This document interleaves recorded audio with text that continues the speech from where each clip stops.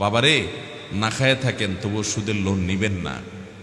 ব্যবসা একটু ছোট থাকুক, সুদের লোন নিয়ে ব্যবসাকে বড় করবেন না। আমি জানি যে অনেকের কাছে আমার এই কথাগুলো শেখেলে হবে, আমি খুব ভালো করে বুঝি। এই পৃথিবীটা সুদের উপরে দাঁড়িয়ে আছে। বড় বড় ব্যবসায়ী যারা সুদি কারবার ছাড়া তারা ব্যবসা করতে পারেন না, কঠিন হয় আমি জানি। কিন্তু ভাইরে, গোটা পৃথিবী রক্ষা করার দায়িত্ব আপনার না, আপনার নিজেকে জাহান্নাম থেকে বাঁচানোর দায়িত্ব আপনার। কু আনফুসাকুম ওয়া আহলিকুম নারা। আপনি নিজের চিন্তা করেন যে আমি নিজে সরাসরি সুদের সাথে জড়াবো না, তাতে ব্যবসা বড় না হোক, তাতে আমার লস হোক, তাতে আমি গরিব থাকি, তাতে আমি পিছায় থাকি, আমি চিরকাল বাঁচবো না। যে কাফনের কাপড় পরে যাব, ওই কাফনের কাপড়ে পকেট নাই, কিছু নিয়েও যেতে পারবো না, সব থেকে যাবে, কিন্তু পাপগুলা সব পাই পাই করে ঠিকই সাথে যাবে। ঠিক না ঠিক? ভাইরা আমার, সুদের এই জন্য দ্বিতীয় দিক হলো আল্লাহর গজব নাজিল হয়। সুদখোর কখনো সুখে থাকতে পারে না। যারা সুদের কারবার করো, সুদি লোন নিয়েছ বা সুদে টাকা লাগাও, তারা আল্লাহ এবং তার রাসূলের সঙ্গে যুদ্ধের জন্য তোমরা ঘোষণা শুনে রাখো, প্রস্তুত হও। ভাইরে, কিসের আল্লাহ এবং তার রাসূলের সাথে যুদ্ধ? আল্লাহর সামান্য সৃষ্টি, একটু ঝড় আসছে, আপনাদের রাস্তাঘাট সব ধ্বংস হয়ে বরবাদ হয়ে ডুবে শেষ হয়ে গেছে। ঠিক না ঠিক? একটু ঝড়, আল্লাহর সৃষ্টি, সামান্য সৃষ্টি, আর সেখানে আল্লাহ রাব্বুল আলামিন বলছেন তার পক্ষ থেকে যুদ্ধের জন্য ঘোষণার জন্য আমরা শুনে রাখি। সুদের যারা কারবার করবে, হয়তো শুরুতে টের পাবেন না বাবারা ভাইয়েরা, একটা সময় টের পেয়ে যাবেন। সুদখোরদেরকে দেখবেন অনেক চকচকা গাড়িতে চলে, অনেক ফকফকা জিন্দিগি তারা লাইফ লিড করে। এই তো তাদের ভেতরকার ত্রাসের যে জিন্দিগি, এই সম্পর্কে যদি আপনার ধারণা থাকে, তাহলে তাদের বাহির না দেখে ভেতরটা বিবেচনা করতেন। আমি এরকম বহু লোক দেখার দুর্ভাগ্য আমার হয়েছে, যে শত শত কোটি টাকার বিজনেস তার আছে, কিন্তু সুদের উপরে সব কিছু দাঁড়িয়ে আছে, সুদি লোন নিয়ে সব কিছু করে। টাকার অভাব নেই, কিন্তু সুখের অভাব আছে। কিসের অভাব আছে? শান্তি নাই, ঘুমের ওষুধ খাওয়া ছাড়া ঘুম আসে না, ছটপট, অস্থির, পাগলের মতো। আপনি তো যেখানে শোন নাক টেনে ঘুমাইতে পারেন। ঠিক না ঠিক? সুখ যে কি জিনিস সে ভাই, এটা আল্লাহ রাব্বুল আলামিন যাকে সুখ দিয়েছেন, অনেক সময় তিনি নিজে অনুভব করেন না যে সুখ কি জিনিস। যে সুখ পায় নাই, সে দুঃখী মানুষটা জানে সুখ কাকে বলে। টাকা দিয়ে সুখ কেনা যায়? ভাইরা আমার, সুদের প্রথম ভয়াবহ দিক হলো আল্লাহ এবং তার রাসূলের সাথে এটা যুদ্ধ ঘোষণার শামিল। অন্য কোনো অপরাধ, আপনি শুকরের গোশত, কুকুরের গোশত খেলে হারাম হবে, কবিরা গুনাহ হবে, জঘন্য অপরাধ হবে, কিন্তু তাই বলে এটার জন্য আল্লাহর সঙ্গে যুদ্ধ ঘোষণা। আরে আল্লাহর সঙ্গে বান্দার আবার কিসের যুদ্ধ? একটা সৃষ্টি, আর তিনি মহান সত্তা, তার সাথে বান্দার আবার কিসের যুদ্ধের আলাপ সালাপ? এখানে খাটে?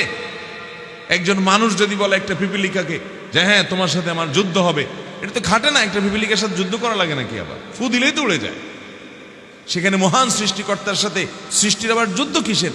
আল্লাহ রাব্বুল আলামিন তারপরও ফাআযানু বিহারবিন মিনাল্লাহি ওয়া রাসূলিহি বলে আমাদেরকে বোঝাতে চেয়েছেন এই অপরাধটা এত ডেঞ্জারাস, এত ভয়াবহ। তোমাদের কাছে মনে হচ্ছে কি হচ্ছে, আমি তো টাকার পিঠে টাকা দিচ্ছি, তার টাকাটা খাটাচ্ছি, এই জন্য তাকে একটু লাভ দিচ্ছি, এমন কি অপরাধ? আর আপনার তো বুঝে আসে না। একটা সভ্যতা আস্তে আস্তে ধ্বংসের দিকে চলে যায় যখন পৃথিবী সুদের উপরে দাঁড়িয়ে যায়, সুদের উপরে উঠে যায়, সম্পদ কক্ষিগত হয়ে যায়, গরিব আরো শেষ হয়ে যায়, আস্তে আস্তে সব বৃত্তে পরিণত হয়। সামান্য কিছু মানুষের একটা সমাজ একবারে ধ্বংসের অতল তলে হারিয়ে যায়। একদিনে হয় না, সেটা হয়তো 100 বছর লাগবে, সেটা হয়তো অনেক যুগ লাগবে, কিন্তু ধ্বংস হবেই। এবং এর মধ্যে কোনো কল্যাণ নাই। সবচেয়ে বড় কথা হলো শয়তানের অনেক বড় অস্ত্র হলো এই সুদ। শয়তান এই সুদের কারবারের সাথে জড়িয়ে আপনার দুনিয়া আখেরাত এবং মানুষকে ধ্বংস করতে চায়। কারণ মানুষের সবচেয়ে বড় শত্রু হলো ইবলিস। এই ইবলিস আমাদের বাবা আদমের কারণে, মানুষের বাবা আদমের কারণে জান্নাত থেকে বের হতে হয়েছে, আদম আলাইহিস সালামের কারণে।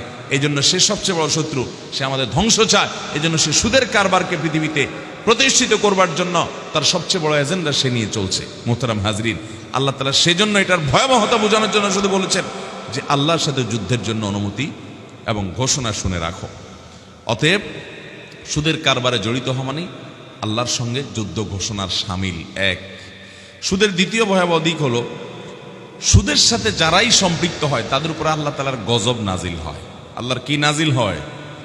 গজব নাজিল হয়। আল্লাহর লানত বর্ষিত হয়, আল্লাহর রহমত থেকে দূরে সরে যায় ওরা। আল্লাহর রহমত পায় না ওরা যারা সুদের কারবার করে।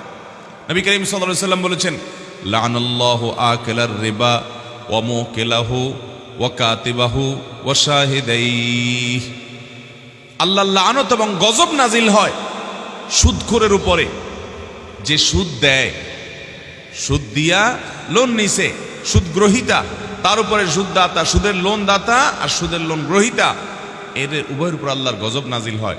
সুদের কথা লেখে, সুদের হিসাব রাখে, সুদের সাক্ষী হয়, সুদের সাথে যেই কোনোভাবে সরাসরি সম্পৃক্ত হয়, এরকম সব মানুষের উপরে আল্লাহর লানত এবং গজব নাজিল হতে থাকে। ভাইরে, টাকা কামাই করে নয় পাহাড় বনায় ফেললেন, আমি বুঝলাম, সুদের কারবার করে আপনি কোটিপতি হয়ে গেলেন একদিন, বুঝলাম, কিন্তু সুখের মালিক আল্লাহ যদি আপনার উপরে আল্লাহর গজব নাজিল করার ফয়সালা করে রাখেন, আপনার টাকা আপনাকে সুখ দিতে পারবে? পারবে না ভাই, বিশ্বাস করেন, পারবে না। হারামখোরদেরকে আল্লাহ তাআলা সুখ দেন না। আপনি দেখেন অনেক চকচকা ফকফকা গাড়ি বাড়ি নিয়ে চলে, কিন্তু সুখটা নাই। সুখটা ভেতরের জিনিস, ভেতরের জিনিস বাহির দেখে বোঝার উপায় নাই যে সুখের কি অবস্থা। মাথাতে পাপন্থ দেখে সুঠাম দেহের সুন্দর একবারে রাজপুত্রের মতো একজন মানুষ দেখবেন, অনেক হ্যান্ডসাম, দেখতে মনে হবে যে লোকটা কত সুখে শান্তি জানিয়ে আছে, তার ভেতরে ক্যান্সারের রোগ হয়ে থাকলে সে জানে সে কি বহন করে বেড়াচ্ছে। ঠিক না বেঠিক? সুখ যদি আল্লাহ তাআলা কাউকে না দেন তো তার বাহ্যিক রূপ দেখে আপনি বুঝতে পারবেন না। এজন্য সুদের কারবারের সাথে জড়িত হলে দ্বিতীয় সুদের ভয়াবহ দিক হলো যে এটার কারণে আল্লাহর গজব নাজিল হয়। আপনি সুদের কারবার করে অনেক পয়সা কড়ি বানায়া আপনি জেনে শুনে হারাম জানার সত্ত্বেও আপনি সুদের কারবার করে পয়সা কড়ি বানানোর পর দুনিয়ার সব আলেম ওলামাকে দাওয়াত দিছেন, মক্কার মসজিদুল হারামের ইমামদেরকে, শেখ সুদাইদ, সুরাইম, মাহের আল মুআইকিলি, আব্দুল্লাহ আল জোহানি, আরও যারা আছেন সিনিয়র জুনিয়র ইমাম, মুয়াজ্জিন, খতিব, মক্কা শরীফের, মদিনা শরীফের সবাইকে দাওয়াত দিয়া খুব ধুমসে খাওয়াইয়া হাদিয়া তোফা দিলেন। ওনারা সবাই মিলে আল্লাহর কাছে আপনার জন্য দুই হাত তুলে অনেক দোয়া করে দিছে।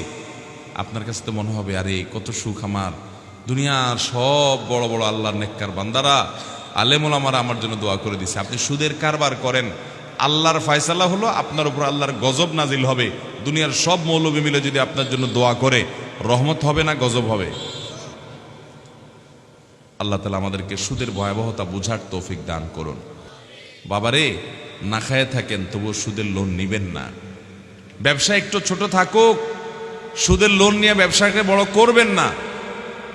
আমি জানি যে অনেকের কাছে আমার এই কথাগুলো শেকেলে হবে, আমি খুব ভালো করে বুঝি। এই পৃথিবীটা সুদের উপরে দাঁড়িয়ে আছে।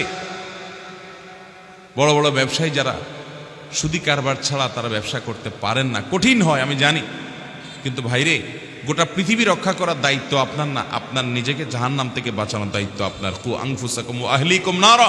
আপনি নিজের চিন্তা করেন যে আমি নিজে সরাসরি সুদের সাথে জড়াবো না, তাতে ব্যবসা বড় না হোক, তাতে আমার লস হোক, তাতে আমি গরিব থাকি, তাতে আমি পিছায় থাকি, আমি চিরকাল বাঁচবো না। যে কাফনের কাপড় পরে যাব, ওই কাফনের কাপড়ে পকেট নাই, কিছু নিয়েও যেতে পারবো না, সব থেকে যাবে, কিন্তু পাপগুলা সব পাই পাই করে ঠিকই সাথে যাবে। ঠিক না ঠিক? ভাইরা আমার, সুদের এই জন্য দ্বিতীয় দিক হলো আল্লাহর গজব নাজিল হয়। সুদখোর কখনো সুখে থাকতে পারে না। নাম্বার 3, নবী করিম সাল্লাল্লাহু আলাইহি সাল্লামের বিভিন্ন হাদিস থেকে আমরা জানি সুদের কারবারকারী ইহুদির সাথে সাদৃশ্যপূর্ণ। ইহুদিদের মধ্যে এটা প্রচলন সবচেয়ে বেশি ছিল। ইহুদিদের প্রতি আল্লাহর রহমত নাজিল হয়েছে না গজব নাজিল হয়েছে? আল্লাহ তাআলা কোরআনে কারিমে সূরা ফাতিহার মধ্যে একবারে শেষ আয়াতে কি বলছেন? গায়রিল মাগদুবি আলাইহিম ওয়ালাদ। আল্লাহ আপনার গজব যাদের উপরে নাজিল হয়েছে, অর্থাৎ ইহুদিরা, তাদের পথে যেন আমরা না চলি। আল্লাহর গজব নাজিল হওয়ার কারণে ওরা চিরলাঞ্ছিত, চিরবঞ্চিত, ওরা পৃথিবী ক্ষমতা হোল্ড করে, পৃথিবীর পলিসি মেক করে, ওরা পৃথিবীর সকল কিছুর নাটের গুরু, সব বুঝি আমরা ভাই, কিন্তু দিন শেষে ওরা ইসরায়েলের মতো একটা রাষ্ট্রে পর্যন্ত ওদের নিজেদের মতো করে ওরা সসম্মানে বেঁচে থাকবে, টিকে থাকবে সেই সুযোগ নাই। ওরা দখলদার, এই গালি ওদেরকে শুনতে হয়। এই অপরাধ ওরা করেছে, সে অপরাধ বোধ তাদের মধ্যে আছে যে তারা মুসলমানদের জমি দখল করে, জবরদখল করে সেখানে তারা জুলুম করে করে টিকতে হচ্ছে। ভাইরা আমার, দুরিবাত আলাইহিমুদ যিল্লাতু ওয়াল মাসকানা, লাঞ্ছনা অবধারিত করে দেওয়া হয়েছে আল্লাহর তরফ থেকে তাদের জন্য লাঞ্ছনা অবধারিত করে দেওয়া হয়েছে। এই জন্য আল্লাহর গজব নাজিল হয়েছে যে ইহুদিদের এটা তাদের স্বভাব, এটা তাদের চরিত্র, তারা সুদের কারবারের সাথে অনেক বেশি মিশত। এই জন্য সুদের কারবারকারীর 3 নম্বর ভয়াবহ দিক হলো সে ইহুদিদের সাথে সাদৃশ্য রাখে। চিন্তা করেন, মুসলমান অনেকে নামাজ কালাম পড়ে, দাঁড়িয়ে রাখে, সুদের কারবারের সাথে জড়িত হয়। আপনার দৃষ্টান্ত এবং আপনার উপমা হলো ওই ইহুদির সাথে আপনার মিল। আল্লাহ তাআলা আমাদেরকে বেঁচে থাকার তৌফিক দান করুন। নাম্বার 4, জাহিলি যুগ, ইসলাম পূর্ব যুগে মধ্যপ্রাচ্যের নবী করিম সাল্লাল্লাহু আলাইহি ওয়াসাল্লামের আগে যে আইয়ামে জাহিলিয়াত ছিল, সে আইয়ামে জাহিলিয়াতের সময়, ওই সময়টাতে পৃথিবীতে সুদের প্রচলন অনেক বেশি ছিল। ওই জাহিলি যুগের কালচারকে ধরে রাখে সুদখোর। যারা সুদের কারবার করে তারা জাহিলি যুগের ওই কালচারটাকে ধরে রাখে, তাদের অনুসারী হয়, শুধু ইহুদিদের না। নাম্বার 5, নবী করিম সাল্লাল্লাহু আলাইহি ওয়াসাল্লামকে আল্লাহ মেরাজে বিভিন্ন পাপের শাস্তি কেমন হবে তার ডামি দেখিয়েছেন, কেমন হবে তার একটা চিত্র আল্লাহ তাআলা দেখিয়েছেন, কাল্পনিক চিত্র আল্লাহ তাকে সরাসরি দেখিয়েছে। তার মধ্যে আল্লাহর পক্ষ থেকে সুদখোরকে কিভাবে শাস্তি দেওয়া হবে সেটা নবী সাল্লাল্লাহু আলাইহি ওয়াসাল্লামকে মেরাজে নিয়ে আল্লাহ দেখিয়েছেন। স্বপ্ন যুগে আল্লাহ তাআলা দেখিয়েছেন, মেরাজে আল্লাহ দেখিয়েছেন তাকে বিভিন্ন অপরাধের শাস্তি, সুদখোরের শাস্তি দেখিয়েছেন, যে রক্তের নদীতে সে হাবুডুবু খেতে থাকবে, তাকে আঘাত করা হবে, আঘাতের পরে আঘাত এটা রদ করা হবে এবং রক্তের নদীতে সে হাবুডুবু খেতে থাকবে। এটাই তার শাস্তি হবে, ভয়ঙ্কর শাস্তি সুদখোরকে। মোহতারাম হাজরিন, সুদের 6 নম্বর ভয়াবহতা হলো দুনিয়াতে যারা সুদের কারবার করে অনেক পয়সাওয়ালা হয়, দেখতে অনেক ভালো লাগে, আখিরাতে তাদের দৃশ্য কেমন হবে, চিত্র কেমন হবে, রূপ কেমন হবে? আল্লাহ বলেছেন, লা ইয়াকুমু ইল্লা কামা ইয়াকুমুল লাযী ইয়াতাখাব্বাতুহু আশ-শায়তানু মিনাল মাস। জিনে ধরা রোগী, বিকৃত মস্তিষ্ক বা অসুস্থ মানুষ, যাদেরকে আপনি পাগল বলেন, এরকম মানুষদের মতো কিয়ামতের ময়দানে উদ্ভ্রান্ত হতে থাকবে। শয়তান, দুষ্ট জিন কারোর উপরে ভর করলে যেরকম সে মাতলামি করতে থাকে, এরকম মাতালের মতো ছটফট করবে কিয়ামতের ময়দানে। অনেক পাপী থাকবে কিয়ামতে, অনেক অপরাধী থাকবে, জেনাকারী থাকবে, হারাম অন্যান্য হারাম কাজ করানোওয়ালা থাকবে, মানুষ খুনি থাকবে, মদের কারবারি থাকবে, অনেক খারাপ কাজ করা মানুষগুলো থাকবে, ভালো মানুষ থাকবে, সবাই থাকবে। কিন্তু যাদেরকে কিয়ামতের ময়দানে দেখা যাবে পাগলের মতো, জিনের রোগীর মতো ছটপট আর পাগলামি মাতলামি করতেছে, এই লোকগুলোকে দেখে কিয়ামতের সব মানুষ বুঝবে এগুলো দুনিয়াতে সুদখোর ছিল। এগুলো দুনিয়াতে কি ছিল? সুদখোর ছিল। এরকম অপমানজনক ভাবে তারা কিয়ামতে উঠবে। এটা সুদের 6 নম্বর ভয়াবহতা। 7 নম্বর হলো আল্লাহ তাআলা ঘোষণা দিয়েছেন, ইয়ামহাকুল্লাহুর রিবা ওয়া ইউরবিস সাদাকাত। আল্লাহ তাআলা সুদকে ধ্বংস করবেন। দুদিন আগে আর পরে আট্টালিকা অনেক কিছু বানায় টানায় নেবেন, একটা সময় ধ্বংস করবেই আল্লাহ তাআলা সুদকে। আল্লাহ ঘোষণা দিয়েছেন, আখিরাত তো বটে, দুনিয়াতেই ধ্বংস করবেন, ধ্বংস নিশ্চিত সুদের। এটা হলো সুদের 7 নম্বর ভয়াবহতা। 8 নম্বর হলো নবী করিম সাল্লাল্লাহু আলাইহি সাল্লাম তিনি বলেছেন, ইজতানিবু আস-সাবআল মুবিকাত, তোমরা 7টি ধ্বংসাত্মক অপরাধ থেকে বেঁচে থাকো। এর মধ্যে একটা হলো আকলুর রিবা, সুদ খাওয়া। এই 7টা মহা ধ্বংসাত্মক, মানুষকে শেষ করে দেয়। সব পাপই মানুষকে শেষ করে, কিন্তু এগুলো বেশি ধ্বংসাত্মক। এরকম 7টা পাপের মধ্যে একটা হলো সুদ। এরকম ভয়ঙ্কর বিষয় যে ওই শর্ট ভয়ঙ্কর হারামের মধ্যে আবার হারাম, বড় হারাম, কবিরা গুনার মধ্যে আবার চরম পর্যায়ের কবিরা গুনার যে 7টার শর্ট লিস্ট, ওর মধ্যে সুদ স্থান পেয়েছে। অর্থাৎ এরকম ডেঞ্জারাস এবং ভয়াবহ। সুদের 9 নম্বর ভয়াবহ দিক হলো, আপনারা এই হাদিস শুনেছেন, নবী করিম সাল্লাল্লাহু আলাইহি সাল্লাম বলেছেন, আর রিবা লির রিবা 70 হুবান ওয়া আইসারুহা আইয়ানকাহার রাজুলু উম্মাহ। সুদের 70টা ডেঞ্জারাস ভয়াবহ খারাপ দিক আছে। এর মধ্যে সবচেয়ে নরমাল খারাপ দিক যেটা, এর চাইতে ভয়াবহ আরো সবগুলা, এর মধ্যে সবচেয়ে কম ভয়াবহ তুলনামূলক যেটা, সেটা কি? সেটা হলো কোনো মানুষ নিজের মায়ের সাথে জেনা করলে যেরকম ডেঞ্জারাস অপরাধ হয়, নোংরামি হয়, অসভ্যতা হয়, সুদের কারবার করলে তার চাইতে বেশি অসভ্যতা হয়। এটা হলো একটা। এবং নর্মালটা মানে অন্যগুলোর তুলনায় নর্মালটা, তাহলে অন্য ভয়াবহটা, অন্য ক্ষতিকর দিকগুলো এবং পাপের মাত্রাটা কত ডেঞ্জারাস হতে পারে সেটা বলাই বাহুল্য। এই জন্য আমি শুরুতে বলে রেখেছি, 1 কেজি শুকরের গোশত রান্না করে খাইছেন, 1 কেজি কুকুরের গোশত রান্না করে খাইছেন, গুনাহ আপনার আমলনামা যতটুকু লেখা হবে। আপনি সুদের কারবার যদি করেন, আপনি কোরআন এবং হাদিস খুলে দেখেন, ভয়াবহতা, অপরাধ এবং পাপ ওর চাইতে বেশি হবে। কিন্তু আমরা খেয়ালও করি না। যারা সুদের কারবার করেন, কোনো এটাকে এত বড় অপরাধ মনে করেন না। ভাইরা আমার, এতগুলো হাদিস ব্যবহার করার প্রয়োজন হতো না। এতগুলো আয়াত ব্যবহার করার প্রয়োজন হতো না। কোরআন যেখানে নামাজের রাকাত সংখ্যা, রুকু কয়টা, সিজদা কয়টা, কিভাবে দিবে সে ডিটেইল বলার জায়গা কোরআন নাই। কোরআনে সেই জায়গা হয় নাই, অর্থাৎ পাইকারি কথা আল্লাহ বলেছেন, বিস্তারিত বিবরণ হাদিসে নবী সাল্লাল্লাহু আলাইহি সাল্লাম বলেছেন। কোরআনে শুধু পাইকারি নিশিয়ার কথা বলে যাওয়া হয়েছে। সেই কোরআনে সুদের কথা এত বারবার খুলে খুলে বলছেন। এমনকি আল ইয়াউমা আকমালতু লাকুম দীনাকুম ওয়া আতমামতু আলাইকুম নি'মাতি ওয়া রাদিতু লাকুমুল ইসলাম দীনা। কোরআনের একেবারে শেষের দিকের আয়াত, যা আজ আমি ইসলামকে পরিপূর্ণ করে দিয়েছি তোমাদের জন্য। এই সব করেও আবার আল্লাহ তাআলা ওই সুদের ব্যাপারে সাবধান করতেছেন। কত ভয়াবহ যে শেষ কথারও শেষ কথা থাকতেছে আবার সুদের কথা। ভাইরা আমার, এতগুলো আয়াত ব্যবহার, এতগুলো হাদিস ব্যবহার, এর ডেঞ্জারাসকে, এই বিষয়কে এরকম খুলে খুলে ব্যবহার নবী সাল্লাল্লাহু আলাইহি ওয়াসাল্লাম করেছেন। কই শুকরের ব্যাপারে, কুকুরের ব্যাপারে, অন্যান্য হারাম বলে দিয়েছেন, হারাম খাইলে কবিরা গুনাহ হবে, মহাপাপ হবে বলে দিয়েছেন শেষ। কিন্তু এরকম খুলে খুলে এর ক্ষতিকে বর্ণনা করা হয় নাই, এর ভয়াবহতা বোঝানো হয় নাই, এর শাস্তির ধরন বর্ণনা করা হয় নাই। এই জন্য বলেছি, আল্লাহর জমিনে যত হারাম বক্ষণ আছে, সুদের কারবারের চাইতে, সুদের উপার্জনের চাইতে মারাত্মক কোনো হারাম উপার্জন আর নাই। কিন্তু এটা আমাদের বুঝে আসে না। এটাই হলো ফিতনার দিক, যে শয়তান এটাকে আমাদের কাছে খুব স্বাভাবিক করে রাখছে। আমরা মনে করি কি আর এমন, বেচারা লোন দিছে, একটু বাড়াই দিছি, এই তো। আল্লাহ তাআলা আমাদের সুদের ভয়াবহতা বুঝার তৌফিক দান করুন। 70টা ক্ষতিকর দিকের মধ্যে ওই 70টার মধ্যে তুলনামূলকভাবে কম ক্ষতিকর যেটা, সেটা যদি এরকম হয় যে আপন মায়ের সাথে জেনার মতো ডেঞ্জারাস অপরাধ, নোংরামি, তাহলে বাকি 69টা কত ভয়াবহ হতে পারে সেটা একমাত্র আল্লাহ ভালো জানেন। আল্লাহ আমাদেরকে হারাম থেকে বেঁচে আসার মতো ঈমানি শক্তি দান করুন। আল্লাহর জন্য এই হারামকে লাথি মারি ফেলে দিবেন তো ইনশাআল্লাহ। আল্লাহ আমাদের সবাইকে সে সৎ সাহস দান করুন। 10 নম্বর সর্বশেষ যে আযাবের কথা বলতে চাই তা হলো, দুনিয়াতে আল্লাহর পক্ষ থেকে গণ আযাব এবং গজব আসে। কিছু কিছু সময় দুর্ভিক্ষ আসে গণহারে। আপনি বলবেন এখন আবার দুর্ভিক্ষ? এগুলো তো পৃথিবীর ইতিহাসে এককালে আমরা শুনছি দুর্ভিক্ষ হইতো, এখন তো এগুলো জাদুঘরে উঠে গেছে। এখন মানুষের যে সুখ, ফ্রিজ একটার পরে একটা, আবার দুর্ভিক্ষ কাকে বলে? এগুলো তো রূপকথার গল্প।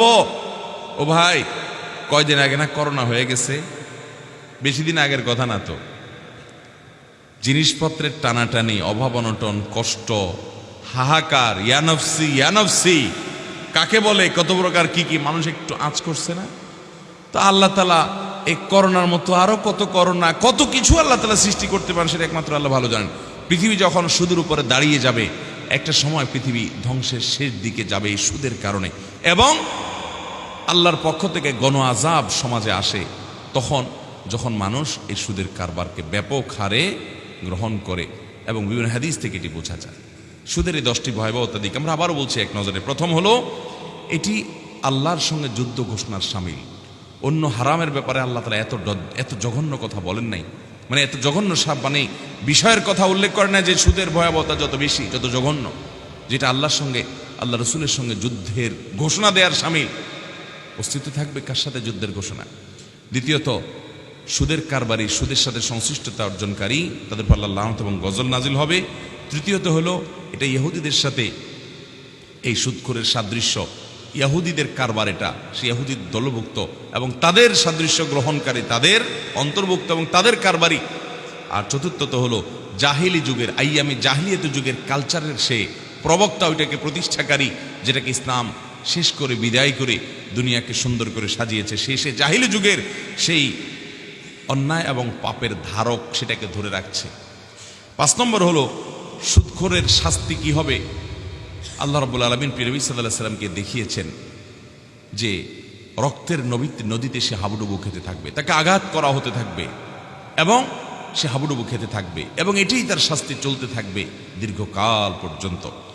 সুদের 6 নম্বর ভয়াবহতা হলো যে সুদখোর সে কিয়ামতের ময়দানে জেনে ধরা রোগীর মতো, মাতালের মতো, পাগলের মতো ছটফট করবে। তার পাগলামি দেখে সবাই বুঝবে এই দুনিয়াতে সুদখোর ছিল, অন্য আরো পাপিষ্ট খারাপ মানুষও কিয়ামতে থাকবে, কিন্তু কারোর অবস্থা এত করুণ হবে না।